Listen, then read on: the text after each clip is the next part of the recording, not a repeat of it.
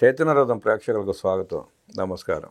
బాబాయికి వేసిన గొడ్డల పోటుని వెన్నుపోటు అంటారు. అమ్మని మెడపెట్టి బయటికి గెంటాన్ని వెన్నుపోటు అంటారు. చెల్లెల్ని నిర్దాక్షిణ్యంగా గోడకేసి కొట్టడాన్ని వెన్నుపోటు అంటారు. అలాంటి వెన్నుపోట్లు పోసిన జగన్ రెడ్డిని ప్రశ్నించకుండా అంబటి రాంబాబు 10 మంది అడ్డా మీద కూలీలను తీసుకొచ్చి ధర్నా చేస్తున్నాను, వినతి పత్రాలు ఇస్తున్నానంటూ పోలీసుల మీద దౌర్జన్యం చేయడాన్ని ఎలా చూస్తున్నారో, ఎలా విశ్లేషిస్తారో సోషల్ యాక్టివిస్ట్ శ్రీలీల గారు ఉన్నారు, వారిని అడిగి తెలుసుకునే ప్రయత్నం చేద్దాం. నమస్తే శ్రీలీల. నమస్తే అండి. అంబటి రాంబాబు పోలీసుల మీద తిరగబడుతూ ఆయన ఇష్టానురీతిగా మాట్లాడుతున్నాడు. అందరి మీద కేసులు పెడుతున్నారు, నా మీద ఎందుకు కేసు పెట్టరు అన్నట్టు పోటాడుతున్నాడు. పైగా కొట్టడానికి మీదకి వెళ్తున్నాడు. అయినా ఓర్పుతో సహనంతో ఆ పోలీసులు అలా వ్యవహరించడానికి గల కారణం ఏంటి అంటారు, ఎలా విశ్లేషిస్తారు?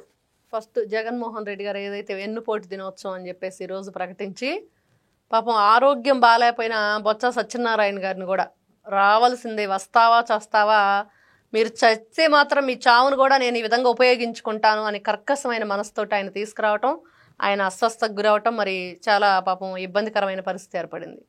మరి వీళ్ళ ఆలోచన విధానం ఎలా ఉంది? వెన్నుపోటు ఎవరికి ఎవరు పొడిచారు? మరి గతంలో వాళ్ళ తల్లిని గెలిపించలేదని వైజాగ్ ప్రజల మీద జగన్మోహన్ రెడ్డి వెన్నుపోటుతో అతను ఏ విధంగా కర్కశమైన మనసుతో ఎంత కుతంత్రానికి పాల్పడ్డాడని చూసాం. తర్వాత చూస్తే వీళ్ళు అధికారంలోకి వచ్చిన తర్వాత రాష్ట్రాన్ని అంతా ఏ విధంగా సర్వనాశనం చేశారు, ఎన్ని విధాలుగా అంటే ఇది వీళ్ళకి బాధితులు కాదు అని చెప్పుకోవడానికి ఎవరూ లేరు. అన్ని విధాలుగా వీళ్ళు బాధించారు. మరి ఈ రోజును చూస్తే జగన్మోహన్ రెడ్డి వింతగా ఉంది, విడ్డూరంగా ఉంది. పదే వెన్నుపోటు అని మాట్లాడుకోవటం అని చెప్పేసి ప్రజలు వెన్నుపోటు పొడిచారా? మరి ఎవరు అంబటి రాంబాబు వాళ్ళ తమ్ముడు చూస్తే మరి గాలి కొట్టుకుపోతారు, నాశనం అయిపోతారని చెప్పేసి ప్రజలను అంటున్నాడు. ఏ విధంగా చూడాలి ఇలాంటి వాళ్ళని? అంటే నిజంగా జగన్మోహన్ రెడ్డి కూడా ఫ్యాన్ గుర్తు తీసేసి గొడ్డలు గుర్తు పెట్టుకుంటాడంట, అదే 2.0 అంటని చెప్పి ప్రజలు మాట్లాడుకుంటున్నారు. మరి బాబాయ్ కేసు ఇంతవరకు ఆ బాబాయ్ కూతురు ఏ విధంగా జరుగుతుంది, తండ్రి చావు కారకులు ఎవరు కనుక్కోమనంటే అది లేదు. మరి ఎవరు వెన్నుపోటు పొడిచారు? మరి ఇక్కడ చూస్తే ముఖ్యంగా పోలీసులు, ఆంధ్రప్రదేశ్ పోలీసులు ఎందుకు మీరు సైలెంట్గా ఊరుకుంటున్నారు? ఎందుకు వీళ్ళ మీద మీరు చర్యలు తీసుకోవట్లేదు? మనం చూస్తే విడుదల రజని ఒక దొంగని ఆవిడ కారులో దాచేసి ఏ విధంగా అక్కడ ఉన్న సిఐ గారితో పెద్దగా ఆవిడ ఎందుకు చేయబోతున్నారు వాళ్ళు అన్నట్లుగా ఫీలింగ్ ఇచ్చింది. మరి ఆవిడ మీద కేసు ఫైల్ చేయలేదు, మరి ఆవిడని మరి విచారణకు పిలవలేదు, ఎందుకు అడ్డుకుంది, ఎందుకు దొంగని దాచింది అని చెప్పేసి ఎవ్వరు కూడా మాట్లాడలేదు. ఈ రోజును చూస్తే అంబటి రాంబాబు గారు మరి ఆ పోలీస్ ఆఫీసర్ మీద ఏ విధంగా అతను దురుసుగా ప్రవర్తిస్తూ ఏం చేస్తావు నువ్వు అని చెప్పేసి కొన్ని పదాలు వాడి ఏ విధంగా అతని మీద కొట్టేంత పని చేసి ఎంత గందరగోళాన్ని సృష్టించాడు. అంటే ఇక్కడ పోలీసులు ఎందుకు ఈ విధంగా ఊరుకుంటున్నారు? ఎందుకు మీ యూనిఫామ్కి మరి ధైర్య సాహసాలు లేకుండా పోయి ఎందుకు ఆలోచిస్తున్నారు, ఎందుకు ఉపేక్షిస్తున్నారు వీళ్ళందరినీ? అంటే అత్యవసర నాంబోతు చేలో పడ్డట్టు జగన్మోహన్ రెడ్డి కూడా అలాగే మాట్లాడుతున్నాడు. అనంతపూర్ డిస్ట్రిక్ట్ లో మనం చూసాం. అంతకుముందు పులివెంద పర్యటనలో కూడా ఆ నాయక్ గారిని అలాగే అన్నాడు. దాన్ని ఆదర్శంగా తీసుకుని వీళ్ళు కూడా జగన్ రెడ్డి అంటే ఏం పట్టించుకోవట్లేదు కదా, మేమంటే మాత్రం ఏంటి, మేమంటే కూడా పోలీసులు భయపడాలా అన్నట్టు మాట్లాడుతుంది. అవును, గతంలో కాకాణి గోవర్ధన్ రెడ్డి అలానే మాట్లాడాడు. మనం చూస్తే ఇంకా ఆయన గోరంట్ల మాధవ్ మరి ఆ పోలీసుల కస్టడీలో ఉన్న వ్యక్తి మీద అతను ఏ విధంగా దాష్టికం చేశాడు, మరి అతన్ని ఈ రోజున విడుదల చేశారు, మళ్ళీ బెయిల్ ఇచ్చేశారు. మరి ఇన్ని విధాలుగా వీళ్ళందరూ కూడా పోలీసులను బట్టలోడదీసి సమాజం ముందు నిలబెడతామనే మాట. అంటే రిటైర్డ్ అయిపోయినా కూడా వదిలిపెట్టం, భయభ్రాంతులు గురి చేస్తూ వాళ్ళ మీద ఇంత ఇబ్బందికరంగా మాట్లాడుతుంటే పోలీసులు ఎందుకు ఉపేక్షిస్తున్నారు? ఎందుకు వీళ్ళ మీద మీరు ఒక సుమోటోగా పరిగణించి మరి 10 సెక్షన్ల కింద కేసులు నమోదు చేసి వెంటనే వీళ్ళు శిక్షకి అర్హులు? మరి పోలీసులు అంటే చట్టాన్ని న్యాయాన్ని కాపాడే, మరి ఎక్కడ మనం చూస్తున్న శాంతి భద్రతలను కాపాడే పోలీసుల్ని వీళ్ళు ఈ విధంగా మాట్లాడటానికి మరి ఇంత ధైర్య సాహసాలు ఎందుకు చూపిస్తున్నారు? రాష్ట్రంలో ఇంకా ప్రజల పరిస్థితి ఏంటి? ఈ రోజున పోలీసులు వీళ్ళ మీద కఠినమైన చర్యలు తీసుకోపోతే రేపు ప్రజలు ఇదే క్వశ్చన్ చేస్తున్నారు, మా పరిస్థితి ఏంటి?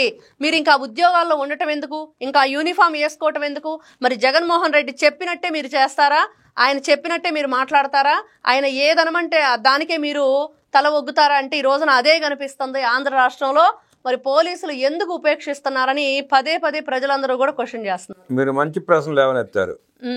నిన్న ఎట్లాగే రాజ్ కేసిరెడ్డి కూడా కోర్టు హాల్లోనే కోర్టు వరండాలో పోలీసుల్ని సిట్ వాళ్ళని పరుష పదజాలంతో తిట్టాడంట. తనకు అడ్డు వస్తున్నారు, కనపడలేదని. ఈ రోజే కాదండి, అతను విచారణలో కూడా, అతను విచారించే టైంలో కూడా ఏ క్వశ్చన్ అడిగినా కూడా మీకు తెలిస్తే నన్ను ఎందుకు అడుగుతున్నారని మాట్లాడటం, మీకు తెలుసు కదా ఆల్రెడీ మీరు అన్ని చెప్పేస్తున్నారు కదా, మీకు తెలిసినప్పుడు నన్ను ఎందుకు క్వశ్చన్ చేస్తున్నారని. అంటే ఎంత కొవ్వు పట్టింది వీళ్ళకని ప్రజలు అడుగుతున్నారు. అంటే ఆ కొవ్వు దించలేకపోతున్నారా పోలీసులు, ఆ కొవ్వును కరిగించలేకపోతున్నారా పోలీసులు. అంటే వీళ్ళ దగ్గర మరి గత 5 సంవత్సరాలు జగన్మోహన్ రెడ్డి దగ్గర మత్తెక్కి కూర్చున్నారు కాబట్టి ఆ మత్తు వదలటం లేదు, ఇంకా ఆ మత్తులోనే ఉన్నారు జగన్ మత్తులో పోలీసులని ఈ రోజున రాష్ట్ర ప్రజలందరూ ఆ మత్తు ఉంది కాబట్టి ఈ రోజున వీళ్ళు ఏది మాట్లాడినా ఇలా దులిపేసుకొని వెళ్ళిపోతున్నారు. మమ్మల్ని కాదులే, మేము గతంలో 5 సంవత్సరాలు ఆయన కూడా ఇలానే మాట్లాడాడు, ఇలానే పనులు చేయించుకున్నాడు, ఇంకా ఆయన చెప్పినట్లే వింటాం. జగన్మోహన్ రెడ్డి మరి ఏమి మాట్లాడితే ఆయన కనుసన్నల్లోనే మేము ఉంటాము, మమ్మల్ని బట్టలు ఊడదీసినా ఏం ఊడదీసినా కూడా మేము ఇలానే ఉంటామని చెప్పి ప్రజలు చెప్తున్నారు. ఈ రోజున ప్రజలు అదే అంటున్నారు, పోలీసులు ఎందుకు మీ వ్యవహార శైలి మీరు మార్చుకోవట్లేదు, ఇకనైనా మార్చుకుంటారా మార్చుకోరా అని ప్రజల్లో అయితే ఇది ఒక క్వశ్చన్ మార్క్ అలా ఉండిపోయింది. మరి దానికి సమాధానం పోలీసులు చెప్తారా చెప్పరా? అంటే వాళ్ళకి ఆ వైసీపీ నాయకులకు పోలీసులే భయపడిపోతూ సమాధానం చెప్పలేని పరిస్థితి, కేసులు పెట్టి అరెస్ట్ చేయని పరిస్థితిలో ప్రజలు కూడా భయపడుతున్నారు. పోలీసులకి ఆ పరిస్థితి ఉంటే మా పరిస్థితి ఏంటి, రేపు మళ్ళీ ఎన్నికలు వస్తే వీళ్ళు ఇలాగ వ్యవహరిస్తే మనల్ని చంపైనా వాళ్ళు ఓట్లు వేసుకుంటారు కదా అన్నట్టు వ్యాఖ్యలు వినపడతా ఉన్నాయి, ప్రజల్లో చర్చ జరుగుతూ ఉంది. ఈ సందర్భంగా మీరు పోలీస్ డిపార్ట్మెంట్కి ఏం చెప్పదలుచుకున్నారు? ఇక్కడ ఒకటేనండి, వాళ్ళు డిపార్ట్మెంట్లో ఎప్పుడైతే ఆ యూనిఫామ్ తీసుకుంటున్నారో మరి వెంటనే వాళ్ళకి ఏం గుర్తుకు రావాలి, వాళ్ళు చేసేది ఒకటే డ్యూటీ. అక్కడ చట్టాన్ని, ధర్మాన్ని, న్యాయాన్ని, శాంతి భద్రతలను కాపాడే వీళ్ళు ఇట్లాంటి దుష్ట శక్తుల్ని శిక్షించాలి. అక్కడ ఎవరైతే ప్రజలను కాపాడే బాధ్యత వాళ్ళ మీద ఉంది, మరి ఆ బాధ్యతను వాళ్ళు ఎందుకు ఈ రోజు నిర్వర్తించట్లేదు, ఎందుకు వీళ్ళు ఈ రోజున వైఎస్ఆర్సీపీ పార్టీ నాయకులకు భయపడవలసి వస్తుంది? ఏదో 2 మాటలు ఇందా చూసాం, మరి అంబటి రాంబాబు గారు అక్కడున్న ఇంకో పోలీస్ ఆఫీసర్ ఇద్దరు మాట్లాడుకుంటూ ఉన్నారు. అప్పుడు ఆ విధంగా ఏ విధంగా చూడాలి? మాట్లాడుకోవట్లా ఘర్షణ పడుతున్నారు. మరి ఏ విధంగా చూడాలి దాన్ని? అంటే ఎవరు ఇక్కడ పోలీస్ ఆఫీసరు, ఎవరు ఇక్కడ గూండా, ఎవరు ఒక అంటే మాజీ ఎమ్మెల్యేగా ఉండి ఒక మినిస్టర్గా ఉండి ఎప్పుడో ఈ రోజున ఒక నల్లకోట వేసుకొని నేను లాయర్ని అని చెప్పుకుంటున్న అంబటి రాంబాబు గారు మరి పోలీసుల పట్ల ఆయన వ్యవహార శైలి మరి ఆ విధంగానే ప్రవర్తిస్తారా? చట్టం గురించి, న్యాయం గురించి తెలిసిన వాళ్ళు పోలీసులతో ఇలానైనా దురుసుగా ప్రవర్తిస్తారా అంటే మేము ఇలానే ఉంటామని. మరి పోలీసులు కూడా మేము ఇలానే ఉంటాం అనుకుంటే మాత్రం మీరు ఆ యూనిఫామ్ వేసుకోవద్దు, మీరు ఆ యూనిఫామ్ వదిలిపెట్టేయండి, మేము చేతగాని వాళ్ళం, మేము ఈ డ్యూటీకి తగని వాళ్ళం, మేము ప్రజలను కాపాడలేమని ఒప్పేసుకోవటమే వాళ్ళు చేయాల్సింది, ఇంకేం లేదు. మరి వీళ్ళని అరెస్ట్ అన్నా చేయాలి, లేదా మేము చేత కావట్లేదని వీళ్ళ పదవులన్నా వదిలేయాలి. జోకర్ లాంటి అంబటి రాంబాబు కూడా పోలీసుల మీద తిరగబడుతూ వ్యవహరిస్తున్న శైలిని తప్పుపడుతూ పోలీసు వ్యవస్థ ఇకనైనా మారకపోతే ప్రజల్లో ఇంకా చులకనవుతారంటూ విశ్లేషించిన శ్రీలీల గారికి ధన్యవాదాలు చెప్తూ నమస్కారం.